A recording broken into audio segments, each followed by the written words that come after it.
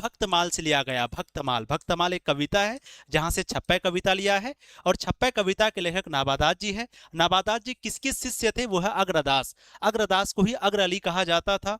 5 का जो बच्चा राइट आंसर बी लगाए हैं एकदम उसका सही है। तो 2009 में मात्र 5 क्वेश्चन पूछा गया था। अब चलते हैं हम लोग 2010 में, यहां पर भी मात्र 5 क्वेश्चन ही पूछा गया था। अधिनायक शीर्षक कविता के रचयिता कौन है? तो हम सब जानते हैं प्यारे बच्चों, अधिनायक एक बहुत ही अच्छी कविता है, और इसके लेखक, इसके कवि कौन है? सर लेट से आता है, पोल हटा दीजिए। अरे कोई बात नहीं, पढ़ाई में ध्यान दो ना, थोड़ा बहुत लेट हो जाता है, वहां पर टाइप करना पड़ता है बाबू। तुम पढ़ाई पे ध्यान दो, वो सब चीज पे ध्यान मत दो। जो पढ़ने वाले बच्चे हैं वो इधर उधर की बात नहीं करेंगे, ध्यान से मेरी बातों को सुनेंगे और अच्छे से पढ़ेंगे, ठीक है? देखो, चलिए, अधिनायक शीर्षक कविता के रचयिता कौन है? इस तरह का क्वेश्चन आपके एग्जाम में आता है, याद रखना है ना। 2010 में हम लोग एंटर कर चुके हैं, इसलिए आप ध्यान से सुनोगे, ठीक? देखो,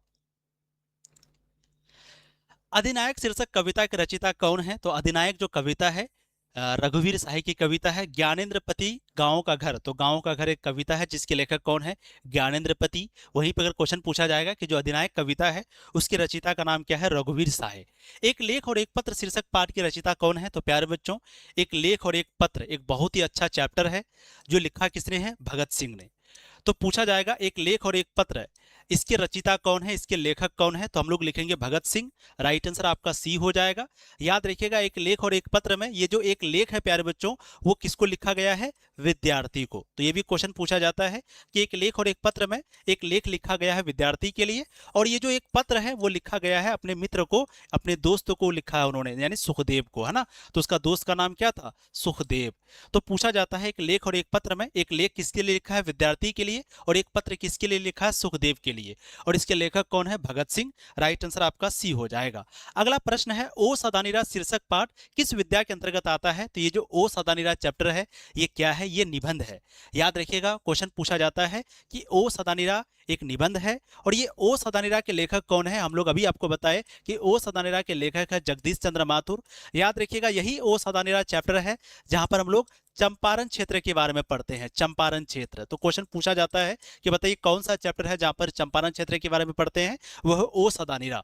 सदा का मतलब होता है हमेशा, नीरा का मतलब होता है पानी, यानी हमेशा पानी भरा हुआ रहता था। कौन सा नदी पर? गंडक नदी पर। तो क्वेश्चन पूछा जाता है कि कौन सा चैप्टर है जो कि गंडक नदी को निमित्त बनाकर लिखा गया है? तो याद रखिएगा, गंडक नदी के ऊपर जो चैप्टर लिखा गया है वो है ओ सदानीरा।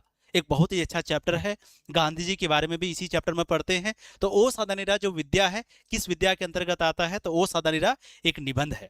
अगला प्रश्न है, ओ सदानीरा शीर्षक पाठ किस महापुरुष की चर्चा आई है? तो देखिए क्वेश्चन आ गया। तो ओ सदानीरा जो चैप्टर है इसमें हम लोग कौन से महापुरुष के बारे में पढ़ते हैं? वो है महात्मा गांधी, जो कि एक महापुरुष थे। राइट आंसर आपका ए हो जाएगा। अगला प्रश्न है, जयप्रकाश नारायण रचित पाठ का नाम क्या है? तो प्यारे बच्चों, जयप्रकाश नारायण ने कौन सा चैप्टर को लिखा है? तो याद रखिएगा, जयप्रकाश नारायण जिनका बचपन का नाम क्या था? बाउल था।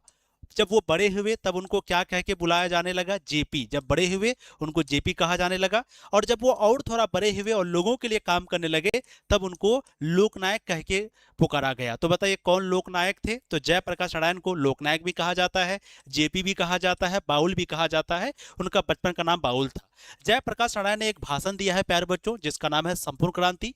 संपूर्ण क्रांति क्या है? निबंध है या भाषण है? तो याद रखिएगा, संपूर्ण क्रांति एक भाषण है, और ये भाषण कहां पर दिया है?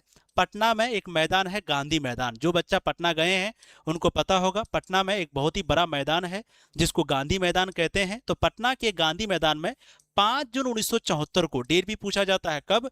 5 जून 1974 को जयप्रकाश नारायण ने एक भाषण दिया जिस भाषण को संपूर्ण क्रांति कहते हैं। तो क्वेश्चन क्या पूछा था कि जयप्रकाश नारायण के पाठ का नाम क्या है? संपूर्ण क्रांति, जो